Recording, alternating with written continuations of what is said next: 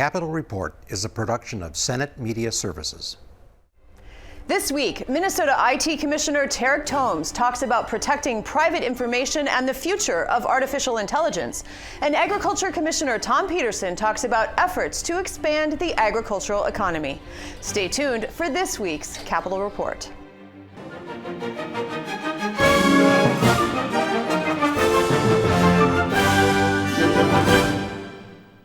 Welcome to this week's program. I'm Shannon. Advances in technology have changed our lives dramatically, from banking and shopping to traveling and communicating. Not only do we demand that our personal interactions are private, safe, and reliable, we want the same from state government. Whether renewing license tabs, buying a fishing license, or applying for a state service, Minnesotans expect the highest level of efficiency and security. Joining me in the studio is the state's Chief Information Officer and Commissioner of MINIT, Minnesota's Information Technology Agency, Tarek Thoms. Thank you so much for joining me. Thank you, Shannon. Thanks for having me on. Your agency faces a difficult task, providing Minnesotans with the modern interactive services that they demand, while ensuring that those interactions with agencies remain safe and private and secure. And as hard as you and your staff work towards that end, so too are bad actors seeking holes in the infrastructure. How difficult is it to keep disruptors at bay? Well, Shannon, I think one of the things that I really like about that question is the beginning part of it is certainly an aspiration of ours and one that we will continue to relentlessly pursue, and that's creating opportunities where digital services can really help Minnesotans on their terms, using the time that they want to spend when they want to interact with government and making sure that the things that they have in their private lives and how they interact with a variety of services, that they can expect those same things from government. Certainly, there's not been a time when more information has been available online in a variety of ways, and we take protecting that information as really one of our most important missions. It's challenging. One of the things that I think is really important for everyone to understand as it relates to protecting services and information, it's really not necessarily just a technology question.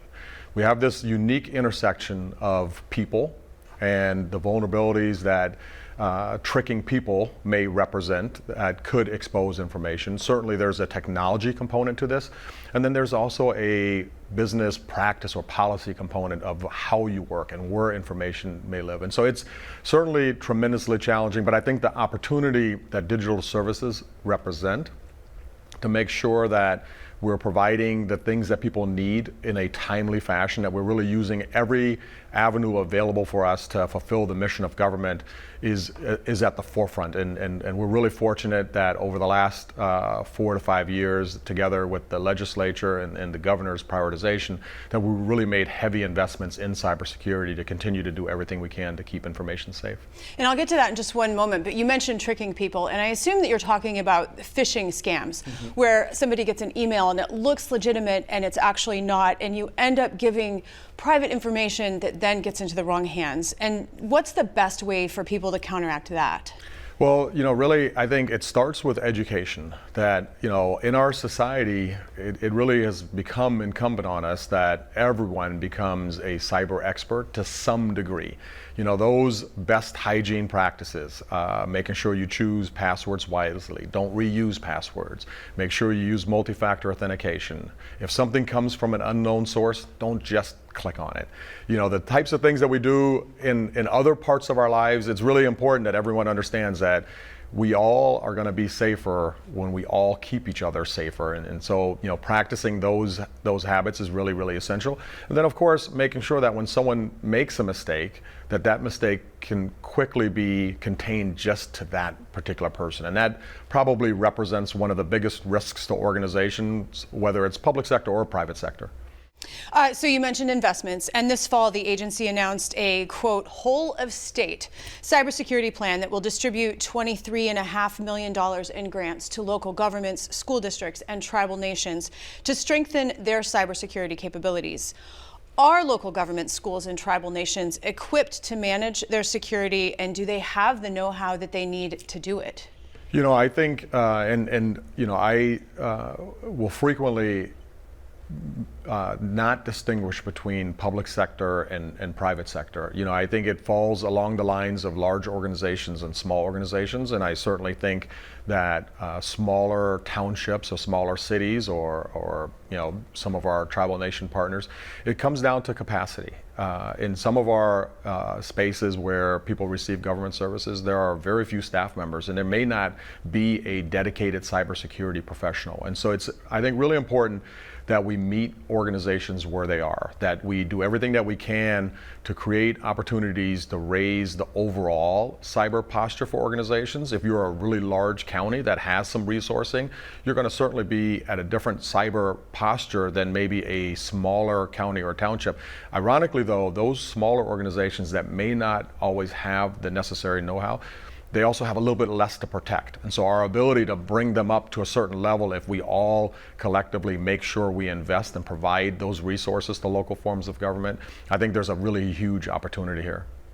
Artificial intelligence is evolving faster than the average person can comprehend, and various people are weighing in with their concerns about it. Do you see a future for artificial intelligence in providing state services? And if so, could you provide an example? Yeah, I absolutely think there is a future, not necessarily in providing state services, but in being a significant tool in how state services are provided. And the distinction there is, it is not a replacement of people.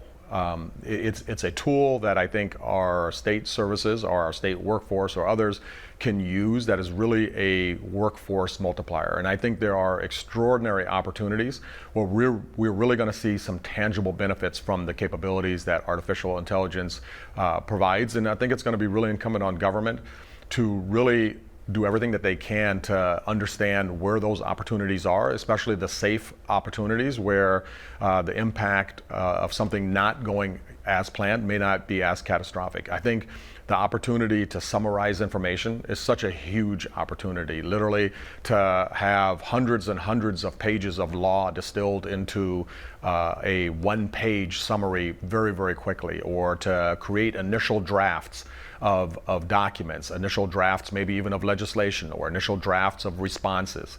The ability to use AI as a customer service tool that people can ask questions of, that help decipher some of the complexities that are behind some of the laws that we have in place, that become now an ability to translate that into multiple languages, to bring just the power of an improved customer experience. And so I do think there are really, really big advantages that are right at our doorstep. And we're really excited to do the work that we're doing to make sure that Minnesotans benefit from how we can leverage technology to really bring about the changes that state government should be bringing about.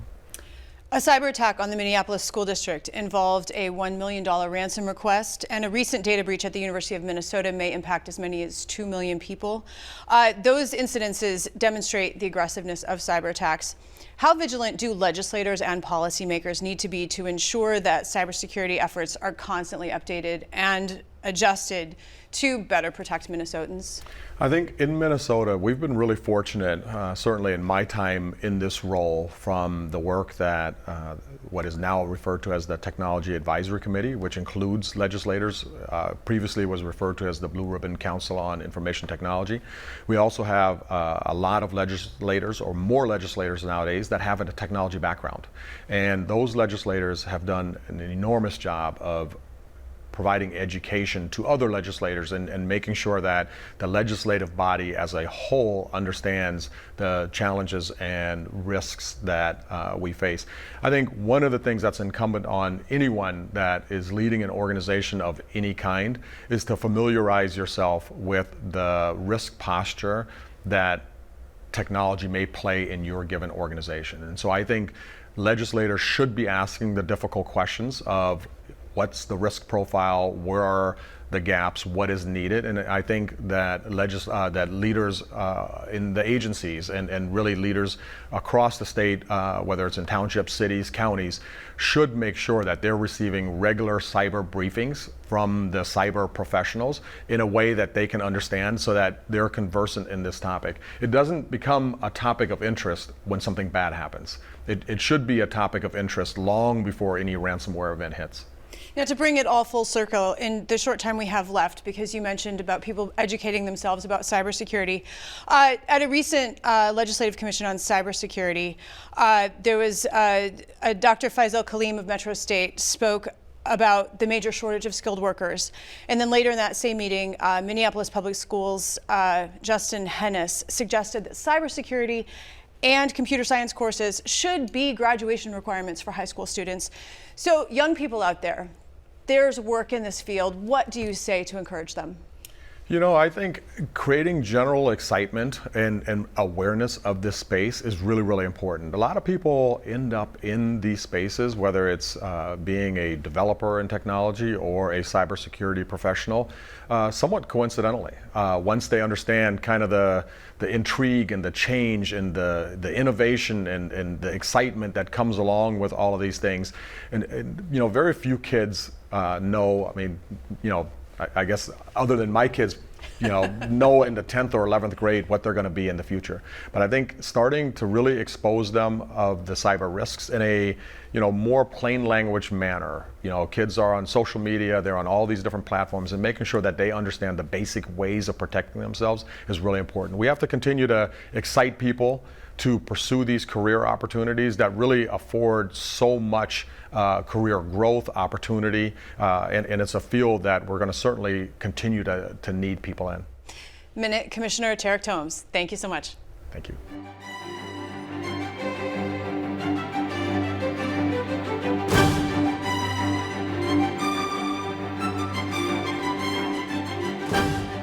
Technology professionals representing public schools came before the Legislative Commission on Cybersecurity to outline challenges and possible solutions. Throughout the past 8 years of our dedicated efforts, our Security Collaborative has identified substantial opportunities for enhancing cybersecurity support, not only with our collective work, but also across all districts in Minnesota.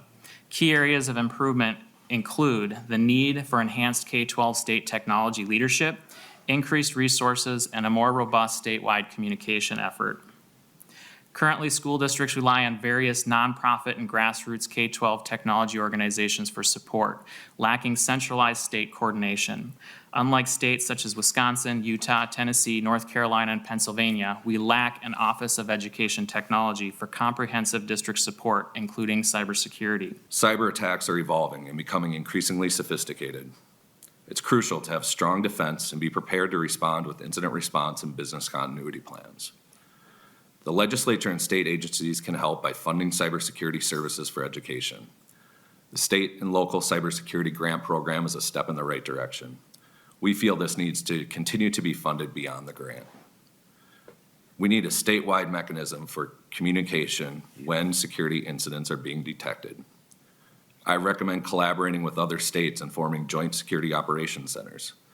This is a great way for states to share threat intelligence, indicators of compromise, and tactics, techniques, and procedures being used to help us detect and take swift action to reduce or eliminate the impact.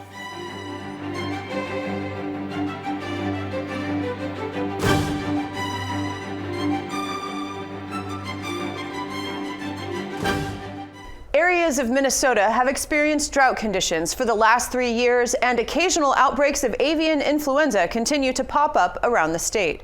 Thom Petersen, Commissioner of the Department of Agriculture, joined me recently in the studio, and I began by asking him how Minnesota's farmers and food producers are doing. In general, we're in pretty good shape for our harvest conditions. We're almost have all of our soybeans harvested. We're about 80% on our corn. And yields are coming in better than we thought they would in the drought areas. For having that drought, again, as you said, that we've experienced for many farmers, this is their third year. I'd say the hardest hit the impacted our cattle farmers who lost that summer pasture. They lost a lot of hay and forage, where some of the other crops came back or had decent yields across the state. Does impact our cattle industry quite a bit. And then, as you mentioned, unfortunately, we've had quite an outbreak of high path avian influenza. this fall. We're up over 10 cases, which we didn't have any for a while, and now they're hitting kind of hard. And so our producers take a lot of that biosecurity. We always want to remind people chicken, poultry, turkey is safe to eat. A lot of precautions taken there. But it's a trying time, as you say. You got to always be prepared as a farmer. The budget surplus available to lawmakers as they crafted the 2023 budget meant that all budget areas, including agriculture, received one-time increases in funding. This resulted in an increase in the Department of Ag's Emerging Farmers Initiative. How much will this investment help diversify both in terms of age and ethnicity Minnesota's food growers? You know, it really is great investments that we see, not just in the Emerging Farmers Office, but we see things that are investments in farm to school. Lieutenant Governor Flanagan and I were at the Hutchinson Public Schools yesterday to see what they're doing and buying from those emerging farmers. So being able to create an emerging farmers office in Minnesota is a unique thing across the country, because we look at the demographics in Minnesota are changing rapidly.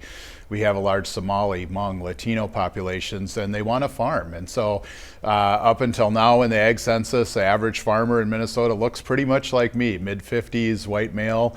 And we want to help those people too, but we want to really encourage that next generation to fit those marketplaces. And so we're putting in resources, sometimes it's translation services, grants, access to programs that will help those folks come along. And so we're really excited about that opportunity. An opinion by Carl Casale in the Star Tribune in August was titled, "Women Are the Future of Agriculture." He notes that while historically women have been viewed in supporting or novelty roles, now 1/3 of Minnesota Farm's primary operators are women. Are women increasingly interested in agriculture? Yeah, I'd say that's always been the way, and I'd say like even more and more we see that decision making. We see, especially whether it's in the local food movements, technology. I visit a lot of farms, and it's really interesting to see the role that women play.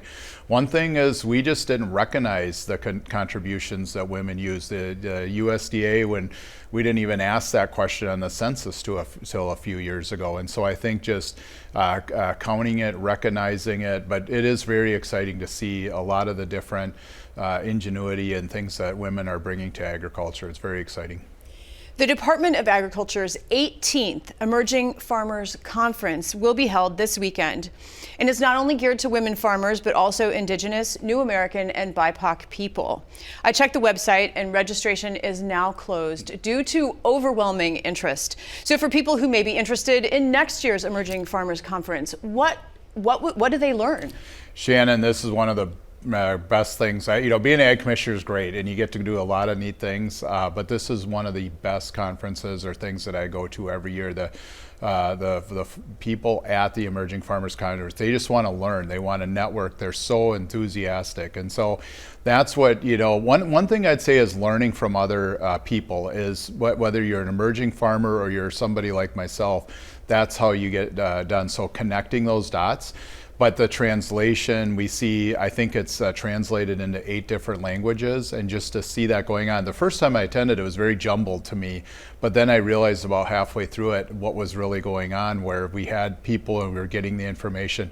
But I can just tell you the enthusiasm there is infectious, and it's exciting to see who wants to farm in Minnesota.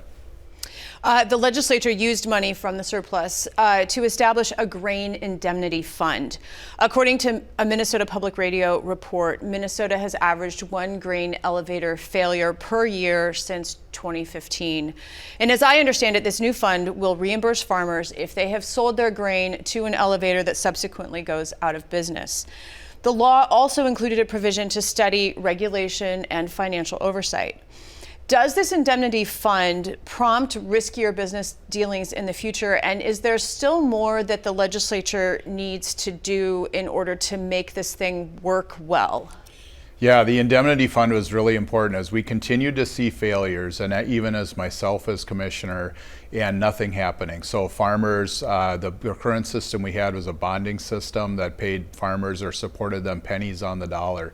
And continuing to see farmers have in the hundreds of thousands of dollars in losses who thought they were protected was not working. And so we put the indemnity fund together. We hope to cover more of those losses. We still do have some work to do, I think one of the things we've also put in some other protections in place, whether that's education, working with auditing, board of directors. I've been on nonprofits and you glaze over sometimes when you do the audit reports. You got to pay attention to those. You got to look for those pieces and that. And I think the failures that we've had have put a lot of co-ops and businesses on notice that you have to pay attention. Sometimes it's a manager who knows everything and then has a health problem, and or we have fraud. And so I think this is an interesting new law. Most of the states around us already had an indemnity fund, so we modeled it after that. But we still do have a couple of I's to dot and T's to cross. But generally speaking, more security for farmers going forward. This will provide more security for farmers and just to prevent bankruptcies, at no fault of their own. Governor Walz is preparing to lead a trade delegation to Australia later this month.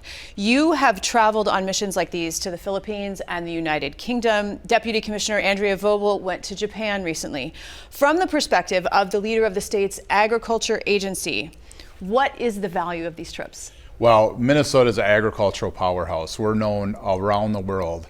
If you look at the companies and co-ops that we're home to here, whether it's CHS, Cargill, General Mills, Land O'Lakes, Jennie-O, we are a global state. And I wasn't necessarily a feed the world type of person when I became commissioner, but when you travel and you see that a lot of the world doesn't produce the food that they need and that they want, and so Minnesota does. And so I'm always excited to see the people that are excited to meet with us. A lot of times they don't, it's a lot about relationships. Trade's a lot about relationships, and it may not come right away. It might come 2 years from now. We visited Colombia, Finland, England, the Philippines. Those trips still pay dividends in those relationships to us. So incredibly, I'm excited even in Australia. We continue to have people reach out to us, even though our itinerary is almost set, saying, can we sneak in one more meeting? We want to show you something. We want to do business in Minnesota. So they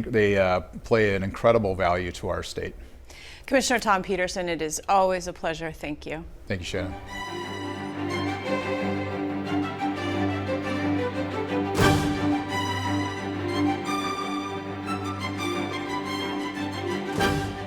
John Sargent Pillsbury was the founder of the C.A. Pillsbury Mill Company, which was at one time the largest flour milling business in the world.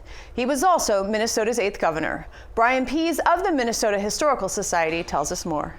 John Sargent Pillsbury, the 8th governor of Minnesota, he came to the state in 1855. In his late 20s and immediately began pursuing interests in lumber, real estate, and hardware, eventually co-founding what became the largest flour milling operation in the world. Was he the first entrepreneur to become governor, or maybe just the most successful? He was not the first entrepreneur. You can look at William Marshall, was into all kinds of different businesses. He was a livestock raiser, editor of a newspaper, ran a bank. But for success, yeah, it's hard to rival Pillsbury's success as that businessman. And that's one of the things you have to understand about him. He had a strong resolve to always succeed and do the best thing possible. So when he started his hardware business, they lost everything in a fire. It was uninsured, so they lost about $40,000, and they were in debt. And he paid that off, year by year, and eventually was able to, make investments in other business ventures, and of course being successful as part of the Pillsbury milling company. I read that it was not just his business acumen that prompted Minnesotans to want him to seek public office, but also his honesty. What did he do to serve the public good before he became governor?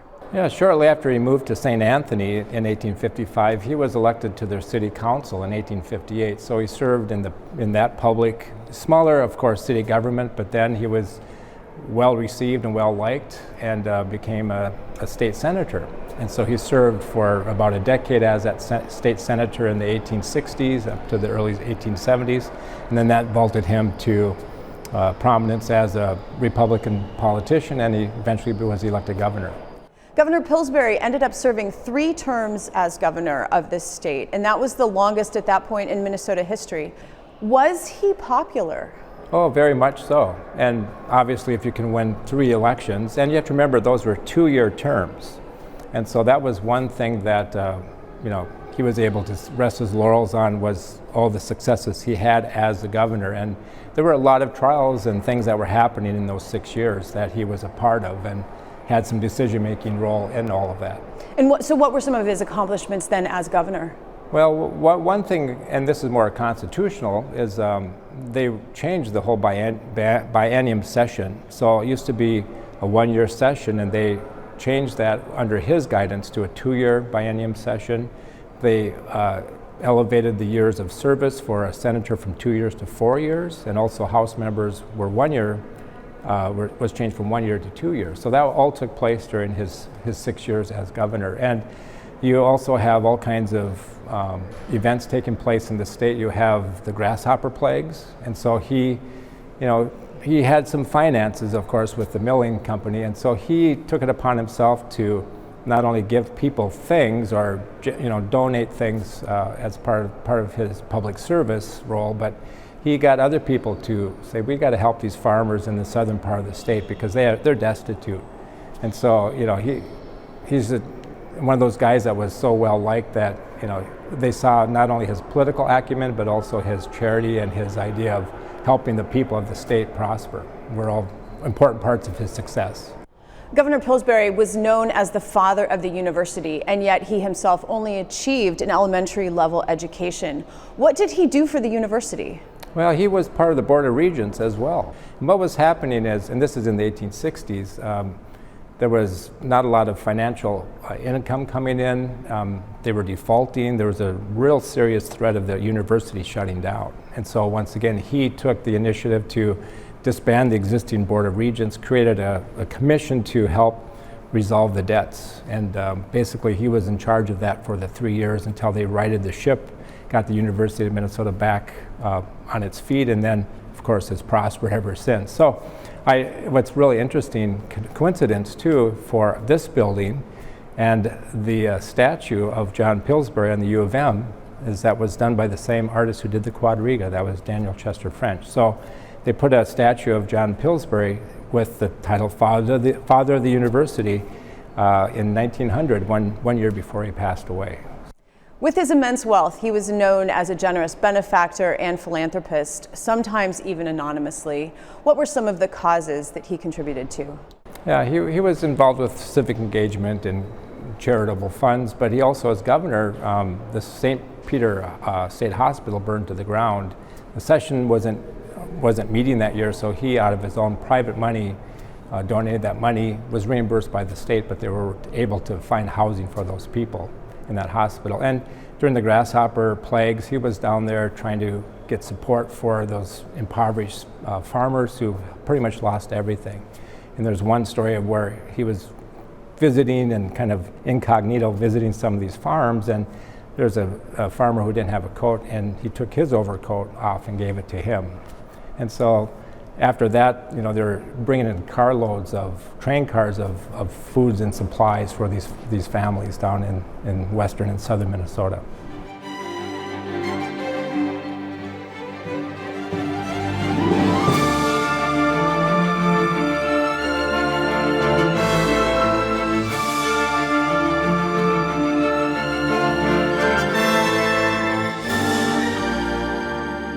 Join us again next week as we delve into more topics affecting Minnesotans.